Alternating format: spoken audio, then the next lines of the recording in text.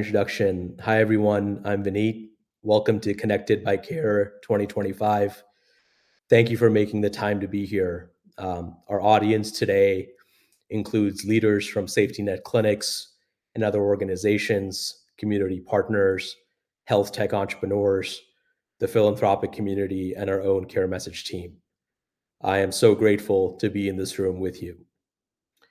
I want to begin by just sharing a simple memory from my childhood. I loved walking from my grandmother's front gate to the local library. It was a short walk, but it felt safe and full of possibility at the same time. That feeling of belonging is what we are all trying to create in healthcare. It is also why we chose this year's theme, connection. Let me acknowledge the reality many of you live every day. You are coordinating care for patients who work multiple jobs and juggle childcare. You're battling coverage churn and paperwork that disrupts treatment. You're doing outreach across multiple languages and literacy levels. You're closing referrals that sometimes fall into a gap between systems. You're dealing with staff shortages, limited budgets, and the emotional weight of the work. You keep showing up. So the first thing I want to say is thank you. The second thing I want to say is why is connection the theme for this year's conference? Connection is not a slogan. Connection is a health intervention. It is the relationship between a patient and a trusted team member who speaks to them in their language and on their terms. It is the technical bridge between data and action so that the right message reaches the right person at the right moment. It is the link to food, transportation, and benefits that helps care plans actually work.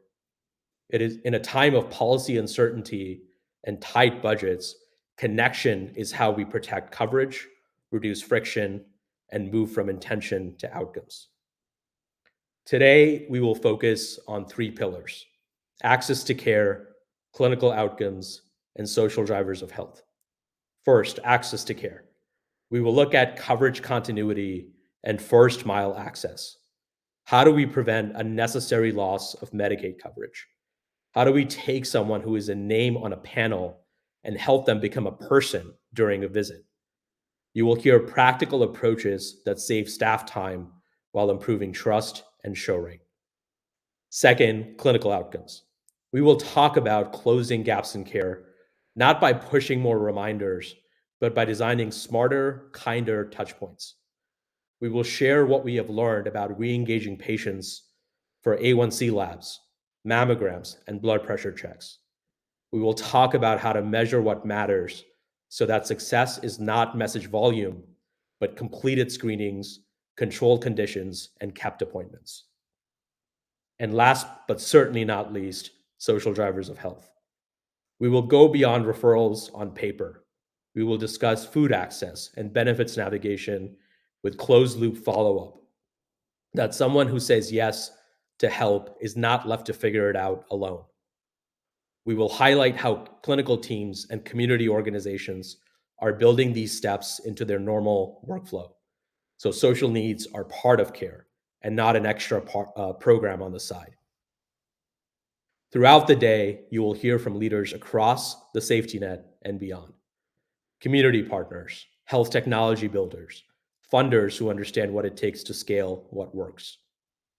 Here's what we're aiming for together: better outcomes with less friction, staff who can spend more time in human conversations because routine outreach is automated and trustworthy, patients who feel respected and in control, systems that talk to each other so a screening order does not die in a queue, clear guardrails on technology with consent and escalation to humans when needed. None of this is about shiny tools for their own sake. It is about reliable, repeatable workflows that help people stay covered, connected, and cared for. A word to our customers: you have taught us what works at the front lines.